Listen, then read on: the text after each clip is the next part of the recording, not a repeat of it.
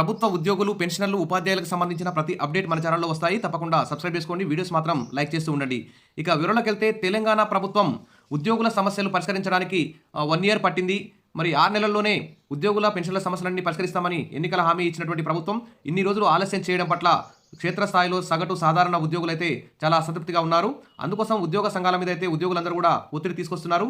ఇక 4 పెండింగ్ డిఏలు ఉన్నాయి. పీఆర్సీ కూడా దాదాపు లేట్ ఉంది.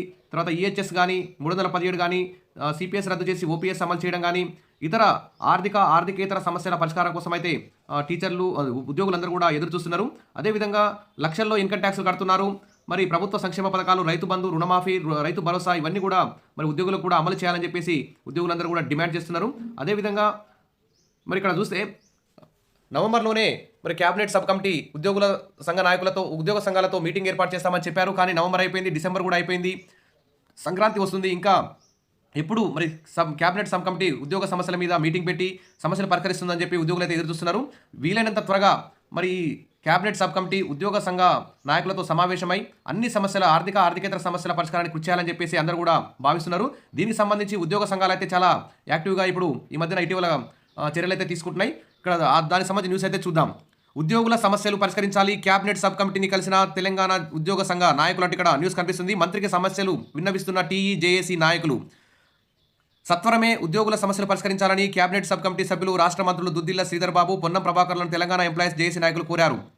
గురువారం జేఏసీ చైర్మన్ మారం జగదీశ్వర్, సెక్రటరీ జనరల్ ఏలూరి శ్రీనివాసరావు నేతృత్వంలో కలిసి ప్రభుత్వం దృష్టికి తీసుకొచ్చిన 55 సమస్యలకు పరిష్కారం చూపాలని కోరారు. త్వరలో క్యాబినెట్ సబ్ కమిటీ సమావేశం ఏర్పాటు చేసి ఆయా అంశాలపై చర్చించాలని, ప్రభుత్వంపై ఆర్థిక భారం లేని సమస్యలను డిసెంబర్లో పరిష్కరించాలని, సిపిఎస్ రద్దు, ఈహెచ్ఎస్ 317 జీవోతో ఏర్పడిన ఇబ్బందులు తొలగించాలని విజ్ఞప్తి చేశారు. దీనికి మంత్రులు సానుకూలంగా స్పందించారని, వీలైనంత త్వరగా ఉద్యోగులు, అధికారులు, పెన్షనర్లు, కార్మికులు, ఉపాధ్యాయుల సమస్యలు తీరుతాయని ఆశాభావం వ్యక్తం చేశారు. ఇక ఉద్యోగుల సమస్యలను త్వరగా పరిష్కరించండి, మంత్రివర్గ ఉపసంఘ సమావేశాన్ని త్వరగా ఏర్పాటు చేయండి అంటూ ఇక్కడ నేతలైతే కోరుతున్నటువంటి దృశ్యం ఇక్కడ కనిపిస్తుంది. శ్రీధర్ బాబుకు వినతిపత్రం అందజేస్తున్న ఉద్యోగ సంఘ నాయకులు.